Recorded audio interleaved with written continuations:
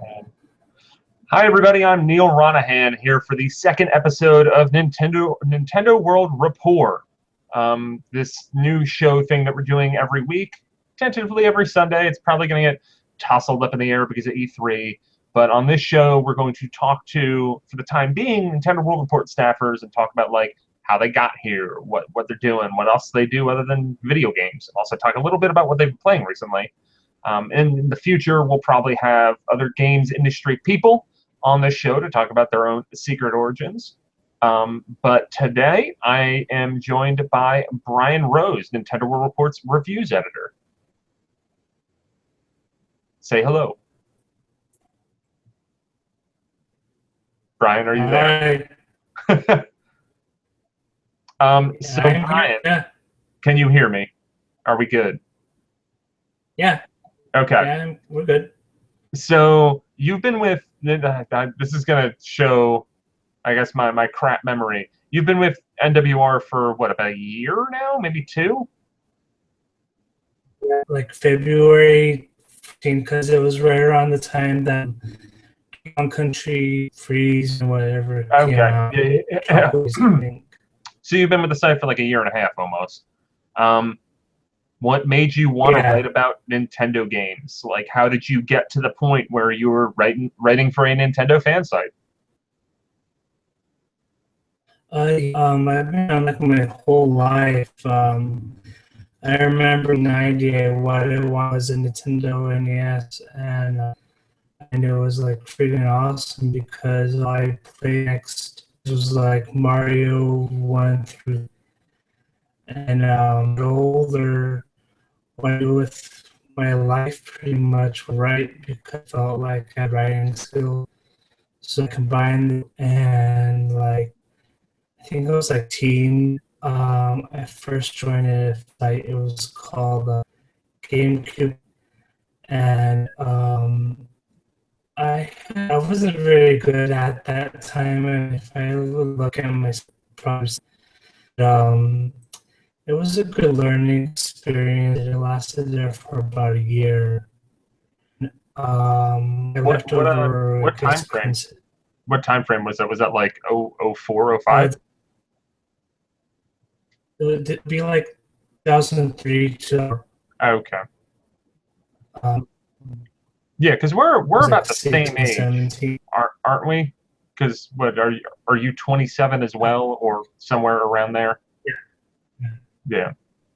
So that would have been yeah. You would have been a young writer. I know that.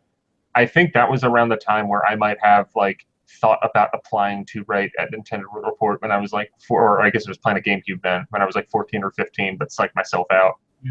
I never did it, and I should have. Damn it. But then how did you like why'd you come back to video game writing after kind of taking a break? I wanted to do because in high school I had like no idea what I wanted to do. A number of years at the community college trying to figure out how I wanted to. And then eventually things started to click and I took classes at San Diego State, and then I figured what I want to do. And I knew I wanted to make history. And then once I graduated, I wanted to go into writing, I wanted to go into journalism. So the first step would be to look for jobs world. And what are some good Nintendo sites on GameCube? And now it's Nintendo Reports. I looked over there and I saw you guys job webpage, applied for it, and the first time and you guys weren't hiring, but then 2 months after that, I emailed saying we're going to start. Are you interested? And I'm like, yeah. Yeah, because I think what you originally applied. Great. You originally applied like maybe the summer before you actually were hired, because I think that was during a time where I guess inside baseball for Nintendo World Report is that because we are a volunteer operation, sometimes bringing on new staff is one of the most difficult things to do because it requires a pretty big time commitment and setting down and onboarding people and stuff. And when you're a full-time outfit, that's a little easier, I guess. It's probably still a pain, but that's why we can be sporadic with those Yeah, kind of things. And then, yeah. when did you get involved with I the was wrestling side? writing. Yeah, yeah. It was around the same when you first told me you guys weren't hiring. I decided to join a website of wrestling. It at first Monday Night Raw. Eventually, that got pretty tedious. Frankly, Raw pretty. So I got that, and now I'm for wrestling. I'm doing new wrestling shows, recapping all. Cool. And then you were doing Yeah, something where like you were doing an ebook with the wrestling site, right? yes, we really hear that recaps Aero New Japan. Because a match result every that we did for the site, and we mixed for each bus records. Really in depth and really pretty. Cool, I cool, think cool. it's right, but it's very much that if you're into it. And then I guess kind of moving out of your origin story, you have also been playing Don't Starve on Wii U. I forgot. Have you submitted that review yet, or is that still forthcoming? Knowing it because I really cool because like you get going to these randomly generated worlds that's like different pops.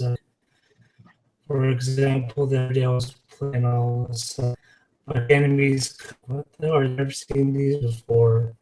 So there's also a play. I think there's a sacrifice kind of deal where it's a pig in there, and I investigate that's like this, and then died because it's really easy to play in that game and wrecked it. And it's like, well, I never knew this. It's like I already knew. I Yeah, really like that part of the game. I played that game on. It was a I think it was a PS Plus game on PS4 when it came out on there. I think it was early 2014. Um, and I had fun with it. Like it reinforced how I don't like certain types of roguelikes.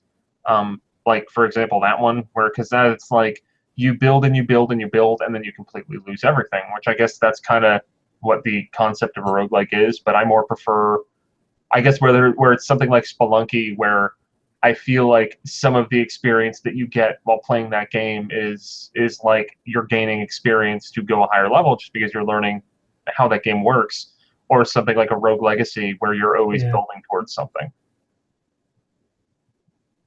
yeah. One of the things that come from it is it's pretty damn hard. So Yeah, far, it so is. far, yeah, it's the minimum requirement. Like beat the game's like 50 days. It's like pretty daunting. Play it Yeah. over the next. I can beat it, but I'll just look at you guys or something to do it. Yep. And then how have you been liking Splatoon so far? I really like it. I didn't really think I was going to get it because when all the screens in the video, I'm like, it's cool, but I don't know if I like it. There was the show, and they did a global test. Tried that out, and surprisingly enough, I really liked it. I'm really not into shooters. Never played Call of Duty or into that, but I got into this one quickly, and all I've really been so far is the not ranked battles, and I've been I think like the first in the single player mode. But I like a lot, but one of the problems like right now I'm at level 8, and every time I play is like level 18, 20 is like they all have weapons that I don't have. It's challenging when you're level, everybody else is like level 20. But Yeah, other than that, I've heard a lot of people kind of complain about how go like ahead. the level balances are off. Like, you know, like you were saying, like you go in and you're like a sub 10 level, and then you'll be in matches with a bunch of people who are level 15 or more. Um, and I guess Yeah, I might have yeah, benefited from that in the review process, because when I was playing that online pre-release, everyone was kind of going up levels together, and I was a part of like that first group of people that made their way to 10, so that way we could play the rank battles and stuff like that. And I'm definitely getting to a point now where I'm almost a level 11 on the retail game, and I keep on getting pissed off because I remembered some of the guns that I got when I was playing the pre-release version when I got up to like level 15. Um, and I'm so close to getting those guns, and some of those guns are great, but I don't have them yet. I feel like played on the roller. I forget the specific name, but you know, evolution of the roller. I forget, but Yeah.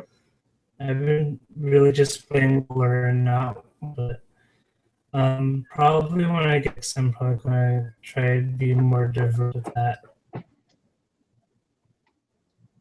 Sorry, I have a bothersome cat.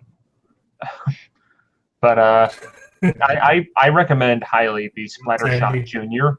It's actually the gun that you start with, but it's just like it's so good at just being a nice quick fire gun that you can use that to quickly fire shots at people. And then you have the regular like splat bomb grenade thing, which is pretty useful. And then the bubbler shield is, I think, one of the best,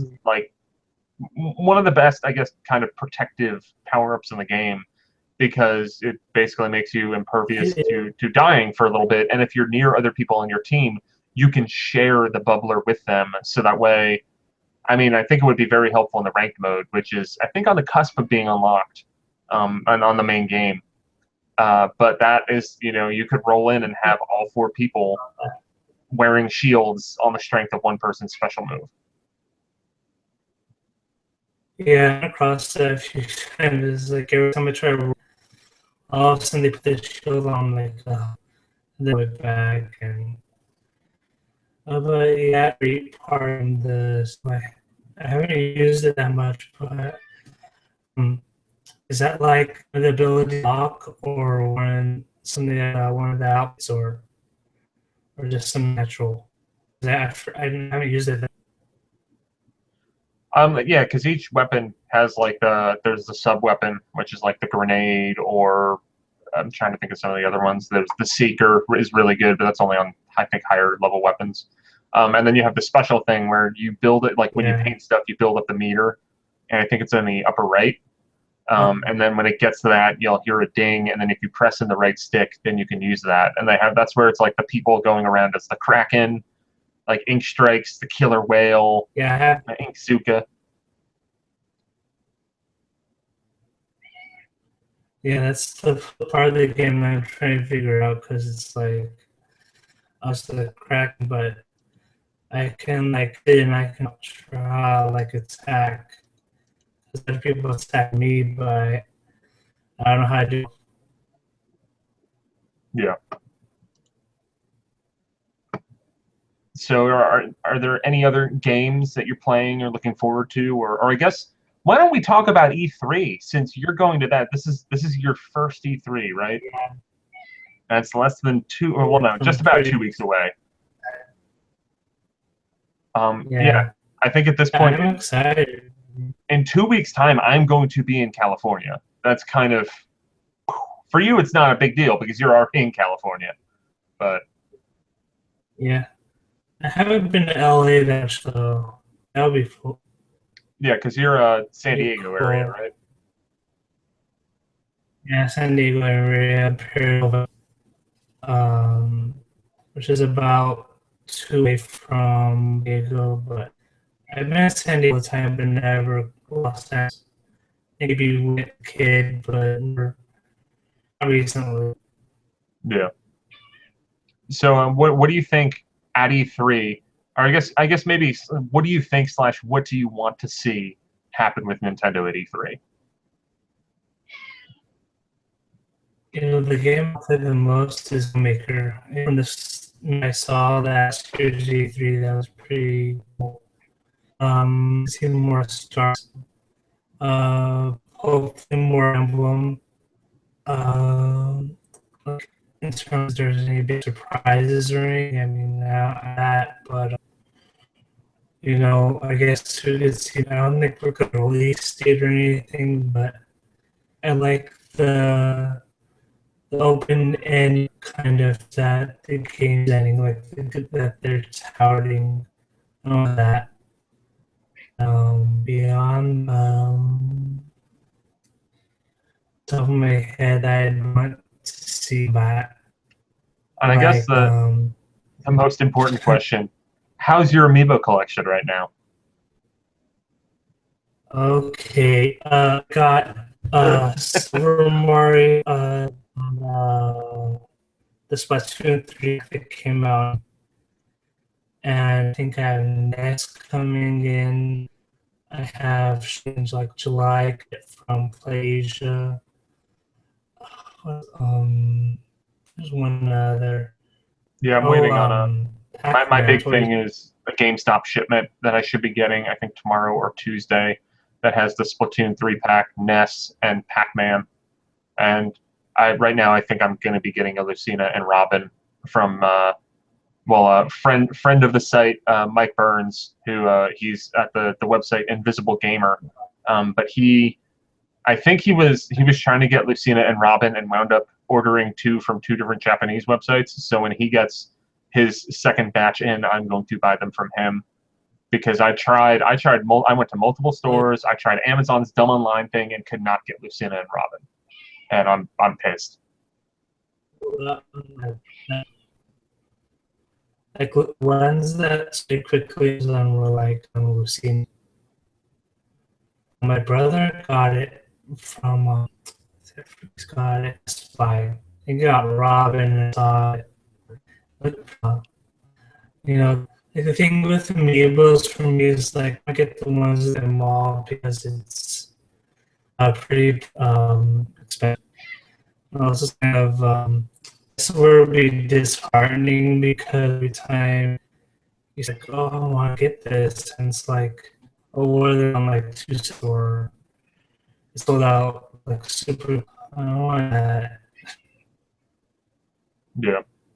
Yeah, I mean it pisses me off with the Fire Emblem stuff because I want to use them in Codename Steam, and apparently now in the new 3DS game the new Fire Emblem 3DS game, they're also going to use this for Amiibo, and it's just like, ugh, I want to give you money to buy those so that way I can actually use them in a game, and no, you can't. I mean, for long. Yeah. I attended the Nintendo Direct in Japan yesterday. Like, well, okay, I guess I can use it. Instead of me, the other ones are anytime like a cheap, like $30 eBay and Amazon. Like, you know, I was marked for right now. Yeah, That's one that really marked. yeah. I ended up I got Ike. Him. I got Ike after I originally pre-ordered him from a GameStop in December and got Ike like 2 weeks ago. So yeah. I ordered Mega Man once from Walmart and they canceled like a few weeks after it was supposed to come in. Pissed off about that, but it's the Amiibo thing right now. It's in America and or Europe or anything. Yeah. Apparently the Splatoon amiibo are like sold out in Japan, which I guess that's kind of scary because that is stuff that is tied to significant unlocks in the game. And that kind of sucks. But I guess that's good for Nintendo. I heard that. I heard the physical disc sold out like for the Amiibo. Yeah. So that's interesting. Well, I think It's that just really well. That's all. I'm seeing if we do not have any questions in the chat. And I think that might do us for this episode of Nintendo World Rapport. Thank you so much for joining me, Bryan. I look forward to meeting you in person and seeing you in a more well-lit environment in about 2 weeks. And we will have to have you on again. But I think we have a long list of staffers to get through, and then hopefully some industry guests to get through as well. Yeah, if you have any questions or comments, leave them in the YouTube comments, or you can email me, the host, at nealr@nintendoworldreport.com. If you have any questions or feedback or comments or what have you, I will gladly listen to them and possibly even respond. I don't expect to get a lot of comments, so if you want to get a response from me, send something about this and I'll probably respond. Next week, around the same time, I need to figure out the time with him. We will have on relatively new Nintendo World Report editor Donald Terrio on, although a lot of you people watching might know him from the forums and NeoGAF. He's kind of been an NWR super forum guy for a long time. He's one of the people from the spin-off podcast of the NWR forums, Nintendo Free Radio. So that should be pretty cool. And then after next week, we might do a special E3 thing. I don't know, though. But we'll see. So thank you so much, Bryan, for joining me. And see you guys next week. Bye.